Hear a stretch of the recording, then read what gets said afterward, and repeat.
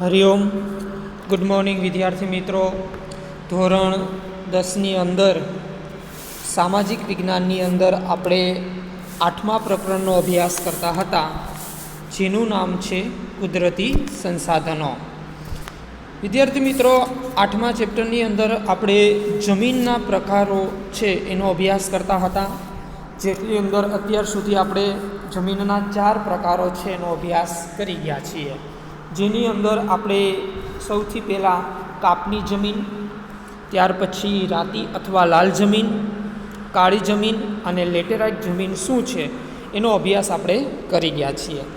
ગયા લેક્ચરની અંદર સામાજિક વિજ્ઞાનની અંદર આપણે કાળી જમીન અને લેટેરાઇટ કે પડખાઉ જમીન છે એનો અભ્યાસ આપણે કરી ગયા હતા, અને આપણે જોઈ ગયા હતા કે કાળી જમીન છે એ કેવી હોય છે. ટૂંકની અંદર વિદ્યાર્થી મિત્રો આપણે પુનરાવર્તન કરી લઈએ કાળી જમીન અને લેટેરાઇટ જમીન, અને ત્યાર પછી આપણે આગળના પ્રકારોનો અભ્યાસ કરશું. તો આપણે જોઈ ગયા હતા કે કાળી જમીનને રેગુર તરીકે પણ ઓળખવામાં આવે છે. તે ભારતના કુલ ક્ષેત્રફળના લગભગ 15% ભાગની અંદર જોવા મળે છે.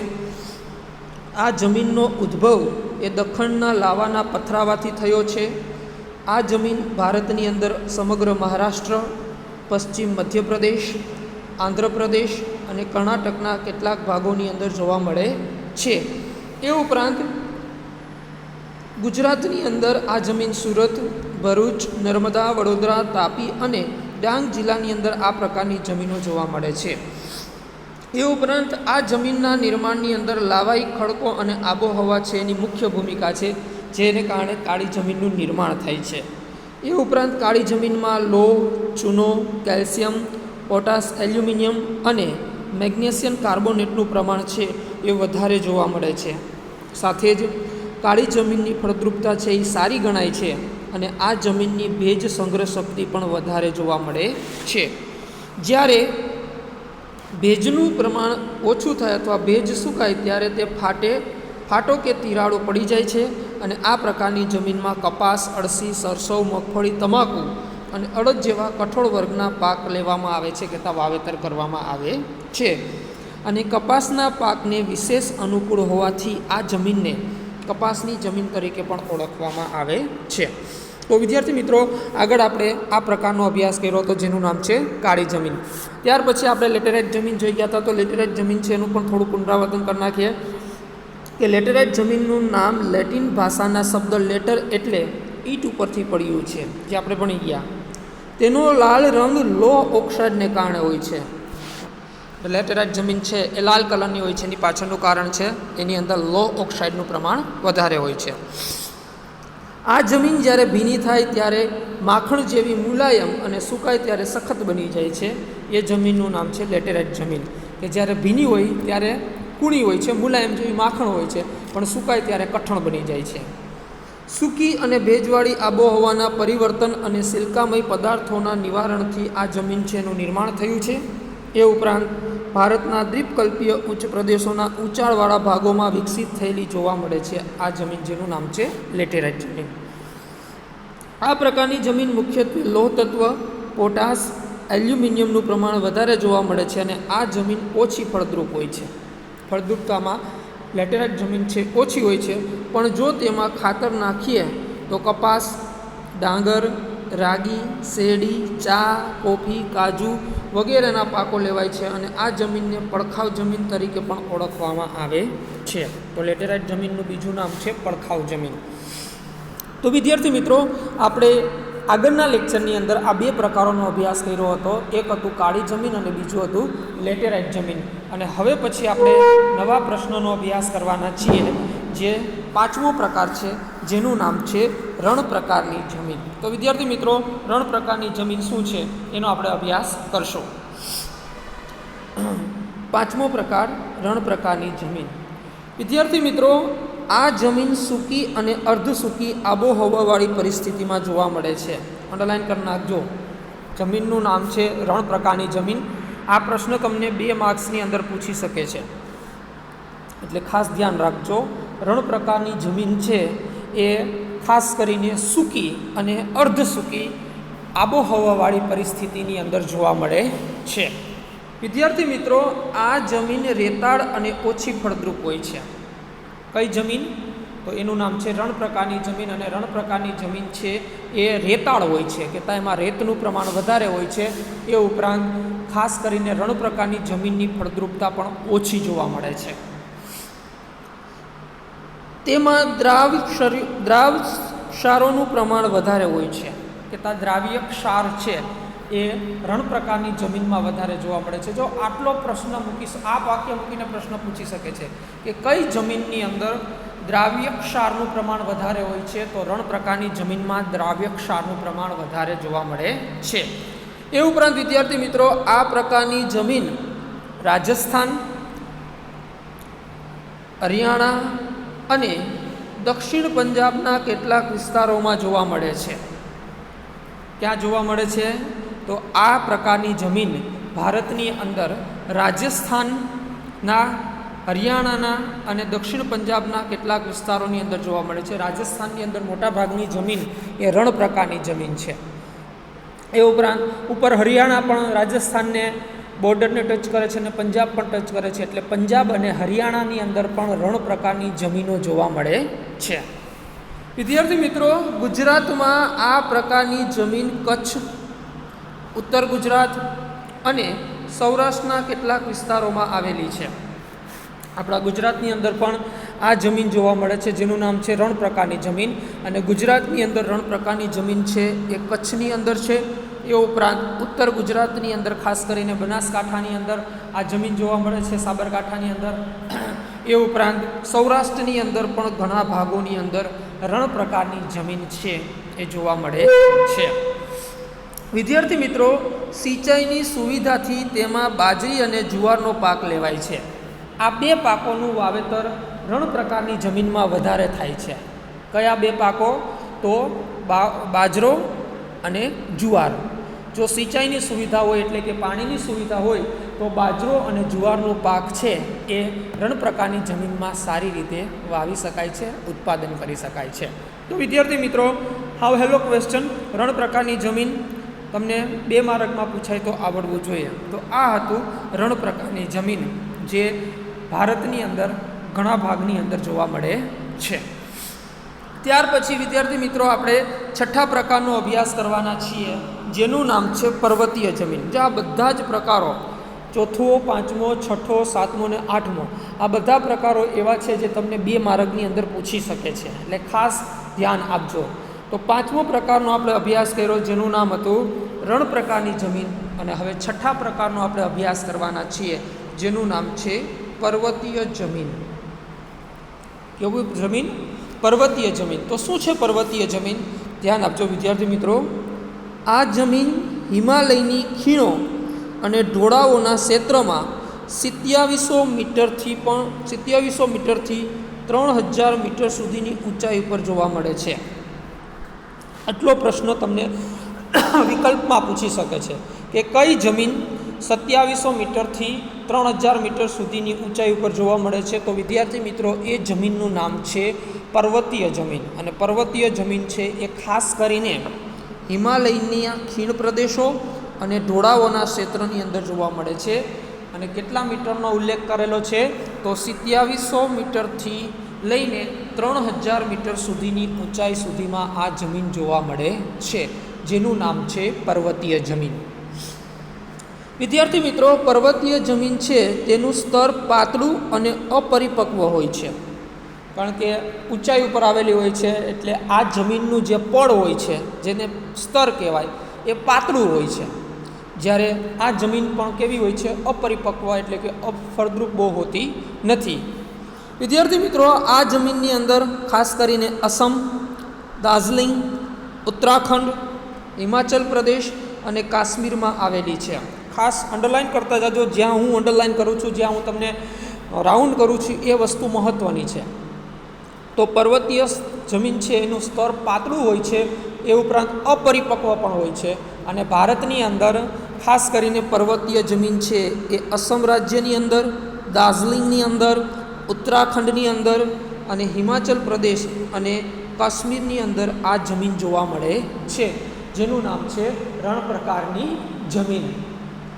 એ ઉપરાંત હિમાલયના સામાન્ય ઊંચાઈના ભાગોમાં દેવદાર, ચીડ અને પાઇનના વૃક્ષોના વિસ્તારમાં આ પ્રકારની જમીન જોવા મળે છે. વિદ્યાર્થી મિત્રો, ખાસ કરીને હિમાલયની અંદર સામાન્ય ઊંચાઈઓ ઉપર આ પ્રકારના વૃક્ષો જોવા મળે છે. દેવદાર, ચીડ અને પાઇન આ વૃક્ષો છે, એના નામ છે, અને એ હિમાલયની અંદર ઊંચાઈના વિસ્તારોમાં આવેલા હોય છે. અને આ વૃક્ષોના વિસ્તારની અંદર રણ પ્રકારની જમીન જોવા મળે છે. કઈ જમીન જોવા મળે છે? રણ પ્રકારની જમીન. તો વિદ્યાર્થી મિત્રો, આ જમીનના પ્રકારનો છઠ્ઠો પ્રકાર હતો, પર્વતીય જમીન. રણ પ્રકારની જમીન બોલાણું, પર્વતીય જમીન જે છઠ્ઠો પ્રકાર હતો, જે હિમાલયના સામાન્ય ઊંચાઈઓની અંદર આ જમીન જોવા મળે છે. ખાસ કરીને આપણે જોઈ ગયા 2700 મીટરથી 3000 મીટરની ઊંચાઈ ઉપર આ જમીન છે એ હિમાલયના ખીણ પ્રદેશો અને ઢોળાવોના ક્ષેત્રોમાં જોવા મળે છે. તો આ હતું છઠ્ઠો પ્રકાર, પર્વતીય જમીન. આ પણ તમને સમજાઈ ગયું હશે, સાવ સહેલો છે. આ પણ તમને 2 માર્ક્સની અંદર પૂછી શકે છે. ત્યાર પછી વિદ્યાર્થી મિત્રો, 7મો પ્રકાર છે, જેનું નામ છે જંગલ પ્રકારની જમીન. કેવા પ્રકારની જમીન? જંગલ પ્રકારની. 2 પ્રકાર ભણી ગયા. ક્યાં ક્યાં ભણી ગયા? તો આગળ આપણે જોઈ ગયા 5મો પ્રકાર હતો, એનું નામ હતું રણ પ્રકાર. 6થો પ્રકાર હતો, એનું નામ હતું પર્વતીય જમીન. અને 7મો પ્રકાર આવે છે, એનું નામ છે જંગલ પ્રકારની જમીન. એટલે કે જંગલની અંદર જે જમીન હોય છે એને જંગલ પ્રકારની જમીન કહેવામાં આવે છે. વિદ્યાર્થી મિત્રો, ચાલો જંગલ પ્રકારની જમીનનો અભ્યાસ કરીએ. તો આ પ્રકારની જમીન હિમાલયના સંકુદ્રમ જંગલોમાં 3000 મીટરથી 3100 મીટરની ઊંચાઈ વચ્ચે તથા સહ્યાદ્રી પર્વતમાળા, પૂર્વ ઘાટ અને મધ્ય હિમાલયના તરાઈ ક્ષેત્રોમાં આવેલી છે. અંડરલાઈન કરી નાખજો, પછી હું તમને નકશાની અંદર પણ બતાવીશ કે કઈ જગ્યાએ આ જમીન આવેલી હોય છે. અત્યારે આપણે સમજી લઈએ અને પછી નકશાની અંદર પણ હું તમને સમજાવીશ કે આ બધી જમીનો છે એ કઈ કઈ જગ્યાએ જોવા મળે છે. તો જંગલ પ્રકારની જમીન છે એ ખાસ કરીને હિમાલયની અંદર સંકુદ્રમ જંગલ, સંકુદ્રમ એટલે કે શંકુ આકારના જે વૃક્ષો હોય છે, ખાસ કરીને આપણે 9માની અંદર હતા ત્યારે સંકુદ્રમ વૃક્ષો છે એ આ પ્રકારના હોય છે. એ સંકુદ્રમ વૃક્ષો છે એનું જંગલ હોય છે, ને એ જંગલની અંદર ખાસ કરીને 3000 મીટરથી 3100 મીટરની ઊંચાઈ ઉપર આ જમીન આવેલી છે. એટલે વિચાર કરો, પર્વતીય જમીન છે એના કરતાં પણ આ જમીન ઊંચાઈ ઉપર આવેલી હોય છે. તો 3000 મીટરથી 3100 મીટરની ઊંચાઈ ઉપર આ જમીન આવેલી છે. એ ઉપરાંત ખાસ કરીને સહ્યાદ્રી પર્વતમાળા, પછી ભારતનો પૂર્વ ઘાટ અને હિમાલયની અંદર ખાસ કરીને તરાઈના જે જંગલો છે, ક્ષેત્રો છે, એની અંદર આ પ્રકારની જમીન જોવા મળે છે, જેનું નામ છે જંગલ પ્રકારની જમીન. વિદ્યાર્થી મિત્રો, આ જમીનની ખાસિયત છે કે વૃક્ષોના ખરેલા પાંદડાથી ભૂસપાટી ઢંકાયેલી હોય છે. કારણ કે જંગલની અંદર મોટાભાગે વૃક્ષો હોય છે અને વૃક્ષોના પાંદડાઓ ખરી જાય, જેના કારણે જમીનનો જે ઉપલો ભાગ હોય છે, ઉપલું પડ હોય છે, એ ઢંકાયેલું રહે છે પાંદડાઓથી. વૃક્ષોના પાંદડાઓથી ઉપરનો જે ભાગ છે એ ઢંકાયેલો રહે છે, અને તે પાંદડા સડવાથી, સેન્દ્રિય દ્રવ્યોનું પ્રમાણ વધવાથી જમીનનો ઉપરનો જે ભાગ છે એ કાળો બનેલો હોય છે. કારણ કે વૃક્ષોના જે પાન છે એ ખરે છે જમીન ઉપર, અને એ ખરે પછી એ જે પાન છે એ સડી જાય, અને સડી જાય છે એના કારણે એ જમીનની અંદર સેન્દ્રિય દ્રવ્યો છે એનું મિશ્રણ થાય છે. કારણ કે વૃક્ષોના પાનમાં સેન્દ્રિય દ્રવ્યોનું પ્રમાણ હોય છે, અને એ સેન્દ્રિય દ્રવ્યો જમીનની સાથે ભળી જાય છે, જેના કારણે જમીનનો જે ઉપરનો હિસ્સો છે, ઉપરનો જે ભાગ છે એ કાળા રંગનો હોય છે, કે કાળા કલરનો બનેલો હોય છે, જે જમીનના તળમાં નીચે તરફ જતાં ભૂરા કે લાલ રંગમાં ફેરવાઈ જાય છે. ઉપરનો ભાગ છે એ પાંદડા સડવાથી કાળો હોય છે, પણ તમે જમીનની નીચે જાઓ ત્યારે જંગલ પ્રકારની જમીન છે એ ભૂરા કે લાલ રંગની અંદર ફેરવાઈ જતી હોય છે. ખાલી ઉપરનો ભાગ જ કાળો હોય છે, પણ નીચે જેમ ખોદો એમ જમીન છે એ ભૂરા કે લાલ રંગની અંદર હોય છે. ઉપર શું કામે કાળી છે તો એ સમજાઈ ગયું. વૃક્ષોના પાંદડાઓ છે એ ખરે છે, અને એ પાંદડાઓ ખરવાથી સડી જવાથી એમાં સેન્દ્રિય દ્રવ્યોનું મિશ્રણ થાય છે, જેના કારણે ઉપરનો ભાગ કાળો હોય છે, પણ નીચે જાય ત્યારે આ ભાગ છે એ ખાસ કરીને ભૂરા કે લાલ રંગમાં ફેરવાઈ જતો હોય છે. જો વિદ્યાર્થી મિત્રો આ બધી જ બાબતો અંડરલાઇન કરી નાખજો, આવા પ્રશ્નો તમને વિકલ્પમાં પૂછી શકે છે.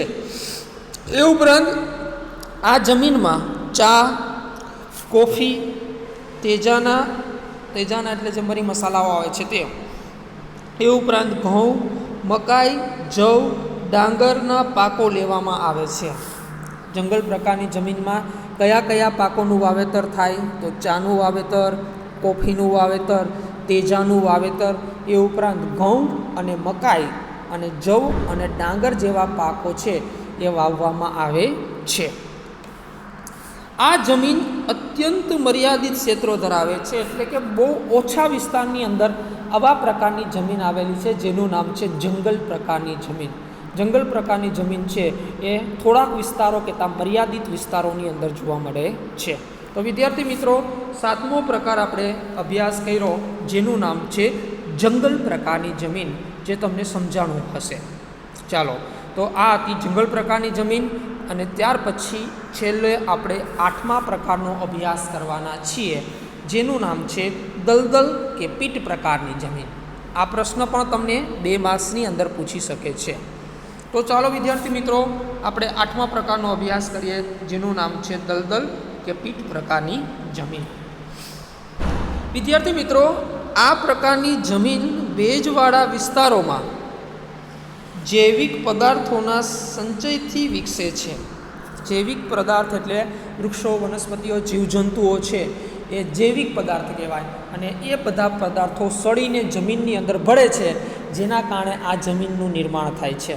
તો આટલું તમને સમજાઈ ગયું.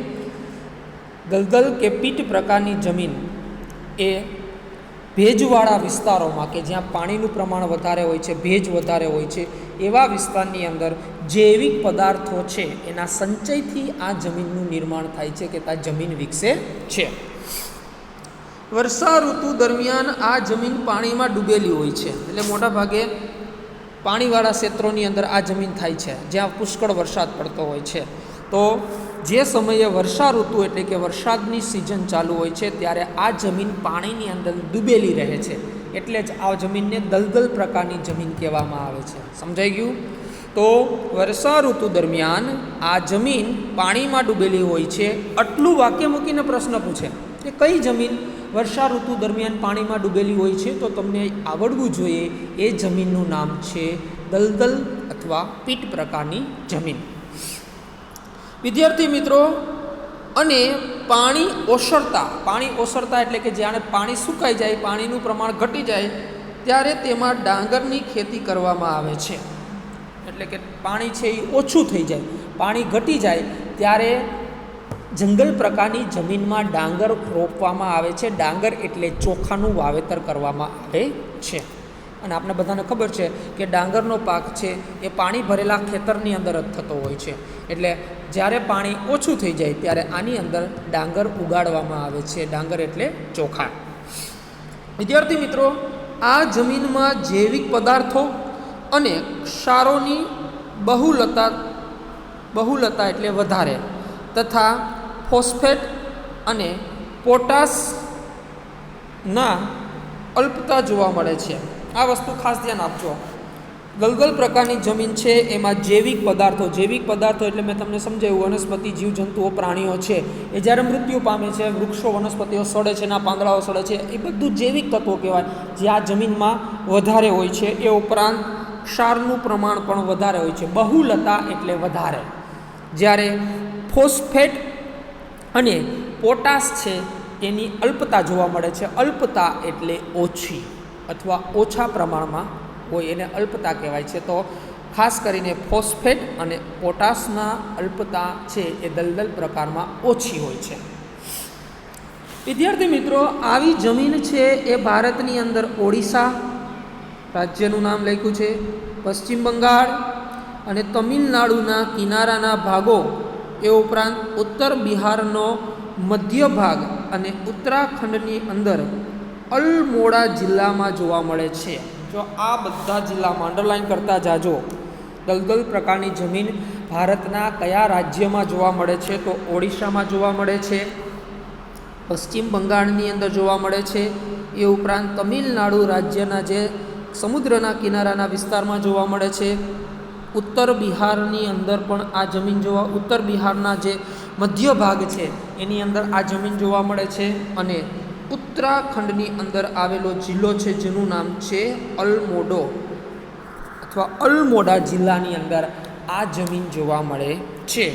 અને વિદ્યાર્થી મિત્રો, આ જમીનનું ક્ષેત્ર પણ અત્યંત મર્યાદિત વ્યાપ ધરાવે છે, એટલે કે આ જમીન પણ ભારતના ઓછા વિસ્તારોમાં જોવા મળે છે, જેનું નામ છે દલદલ કે પીટ પ્રકારની જમીન. જો યાદ રાખજો, દલદલ પ્રકારની જમીનનું બીજું નામ છે પીટ પ્રકારની જમીન, અથવા પીટ પ્રકારની જમીનને કઈ જમીન કહેવાય? તો દલદલ્ય પ્રકારની જમીન કહેવામાં આવે છે. તો આવી રીતે આપણે 8મા પ્રકારનો અભ્યાસ કર્યો, જેનું નામ છે દલદલ પ્રકારની જમીન. તો આ પણ તમને સમજાઈ ગયું હશે. આ પ્રશ્ન પણ 2 માર્કમાં પૂછી શકે છે. ચાલો, તો આપણે અત્યારે 4 પ્રકારોનો અભ્યાસ કર્યો, જેમાં 5મો પ્રકાર આપણે ભણી ગયા રણ પ્રકારની જમીન. કઈ જમીન? રણ પ્રકારની જમીન. ત્યાર પછી 6થો પ્રકાર ભણી ગયા આપણે પર્વતીય પ્રકારની જમીન. ત્યાર પછી 7મો પ્રકાર ભણી ગયા, જેનું નામ હતું જંગલ પ્રકારની જમીન. 8મો પ્રકાર ભણી ગયા, જેનું નામ હતું દલદલ કે પીટ પ્રકારની જમીન. હવે વિદ્યાર્થી મિત્રો, આપણે નકશા દ્વારા સમજીએ કે આ જમીન છે એ ભારતની અંદર કયા વિસ્તારોમાં જોવા મળે છે. તો તમને અહીંયા થોડુંક આપેલું છે, બાકીનું હું હમણાં તમને બીજા નકશાની અંદર સમજાવું છું. તો અહીંયા તમે જે બુકમાં તમારે નકશો છે એની અંદર તમે જોઈ શકો છો. તો સૌથી પહેલાં આપણે જોઈએ તો રણ પ્રકારની જમીન છે. તો આપણે અહીંયા જોઈ શકો છો કે રણ પ્રકારની જમીન એ ખાસ કરીને અહીંયા આવેલી છે રાજસ્થાનની અંદર. આ ભાગ પશ્ચિમ રાજસ્થાન કહેવાય, અને આ ભાગની અંદર રણ પ્રકારની જમીન જોવા મળે છે. અને તમને જે દુધિયા કલર જોવા મળે છે એ રણ પ્રકારની જમીનનો હિસ્સો છે. તો તમને યાદ રહેવું જોઈએ કે ભારતમાં રણ પ્રકારની જમીન વધારે ક્યાં આવેલી છે? તો ખાસ કરીને રણ પ્રકારની જમીન છે એ રાજસ્થાનમાં આવ્યું છે. પછી અહીંયા ઉપર પંજાબ આવેલું છે, અહીંયા હરિયાણા પણ આવેલું છે, અને ગુજરાતની અંદર આ જે કિનારાનો ભાગ છે ત્યાં પણ રણ પ્રકારની જમીન આવેલી છે. તો નકશા દ્વારા તમે સમજ્યું કે રણ પ્રકારની જમીન છે એ ક્યાં છે. ચાલો, ત્યાર પછી પર્વતીય જમીન આપણે જોઈએ. તો પર્વતીય જમીન છે એ તમે જોઈ શકો છો ખાસ કરીને ક્યાં આવેલી છે. તો પર્વતીય જમીન છે એ વિદ્યાર્થી મિત્રો અહીંયા જમ્મુ કાશ્મીર, હિમાચલ પ્રદેશ, ઉત્તરાખંડ, એ ઉપરાંત અહીંયા તમે જોશો તો સિક્કિમ, અને અહીંયા જુઓ તો અરુણાચલ પ્રદેશના ભાગોની અંદર પર્વતીય જમીન જોવા મળે છે. તો આ જે ખાખી કલરની અંદર જે છે એ બધા જ પર્વતીય જમીનો છે, એના વિસ્તારો છે. તો પર્વતીય જમીન આ બધા ભાગની અંદર આવેલી છે. એ ઉપરાંત હવે આપણે જોઈએ તો વિદ્યાર્થી મિત્રો જંગલ પ્રકારની જમીનો છે. તો જંગલ પ્રકારની જમીન છે એ તમારી આ બુકની અંદર દેખાડેલું નથી, એ હું તમને હમણાં નકશાની અંદર સમજાવી દઈશ. જંગલ પ્રકારની જમીન તમે નકશામાં જોશો તો ક્યાં આવેલી છે? તો જંગલ પ્રકારની જમીનો છે એ ખાસ કરીને આપણે જોઈ શકીએ છીએ કે હિમાલયની અંદર અહીંયા આવેલો છે હિમાલય, અને હિમાલયની અંદર વિદ્યાર્થી મિત્રો ખાસ કરીને 3000 મીટરથી 3100 મીટરની ઊંચાઈમાં આ પ્રકારની જમીન આવેલી છે. એની અંદર ખાસ કરીને સહ્યાદ્રી પર્વતમાળા છે એની અંદર પણ આ જમીન આવેલી છે. એ ઉપરાંત ખાસ કરીને મધ્ય હિમાલયની અંદર અહીંયા આવેલા છે તરાઈના જંગલો. તો આ બધા જ ભાગ છે ત્યાં તરાઈના જંગલો છે, ત્યાં પણ આ પ્રકારની જમીન જોવા મળે છે. અને ખાસ કરીને વિદ્યાર્થી મિત્રો આ જમીનની અંદર આપણે જોઈ ગયા હતા કે ચા, કોફી, તેજાના છે મરી મસાલા, એ વસ્તુનું સારું એવું વાવેતર કરવામાં આવે છે. અને ખાસ કરીને પૂર્વ ઘાટ, તો વિદ્યાર્થી મિત્રો તમે જુઓ તો આ જે ભાગ છે એને પૂર્વ ઘાટ કહેવાય, અને પૂર્વ ઘાટની અંદર પણ આ જમીન જોવા મળે છે, જેનું નામ છે જંગલ પ્રકારની જમીન, જેને આપણે ફોરેસ્ટ સોઇલ તરીકે પણ ઓળખીએ છીએ. તો તમે નકશા દ્વારા સમજ્યા કે જંગલ પ્રકારની જમીન છે એ હિમાલયના સંકુદ્રમ વિસ્તારોની અંદર આ આવેલી છે. એ ઉપરાંત સહ્યાદ્રી પર્વતમાળા અને ખાસ કરીને પૂર્વ ઘાટ અને મધ્ય હિમાલયની અંદર તરાઈના જંગલની અંદર આ જમીન જોવા મળે છે. અને ત્યાર પછી છેલ્લે આપણે જોઈ ગયા હતા દલદલ પ્રકારની જમીન, જે પણ તમારા નકશાની અંદર નથી, એટલે આની અંદર આપણે સમજી લઈએ કે દલદલ પ્રકારની જમીન છે એ ભારતના કયા વિસ્તારોની અંદર છે. તો દલદલ પ્રકારની જમીનો આપણે જોઈ ગયા હતા કે ખાસ કરીને અહીંયા આવેલું છે ઓડિશા રાજ્ય. તો અહીંયા ઓડિશા રાજ્યની અંદર દલદલ પ્રકારની જમીન જોવા મળે છે. એ ઉપરાંત પશ્ચિમ બંગાળની અંદર આવેલું છે અહીંયા પશ્ચિમ બંગાળ. તો પશ્ચિમ બંગાળની અંદર પણ દલદલ પ્રકારની જમીન જોવા મળે છે. એ ઉપરાંત તમિલનાડુના કિનારાના ભાગો, આ તમિલનાડુ રાજ્ય છે ને તમિલનાડુનો આ જે ભાગ છે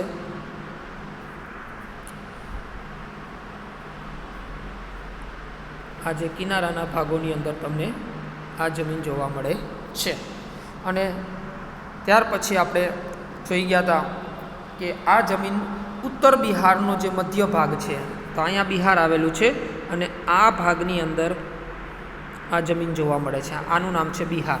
આ ઓરિસ્સા, આ પશ્ચિમ બંગાળ, આ તમિલનાડુ અને આ બિહારની અંદર ઉત્તર બિહારની અંદર પણ મધ્ય ભાગની અંદર આ જમીન જોવા મળે છે.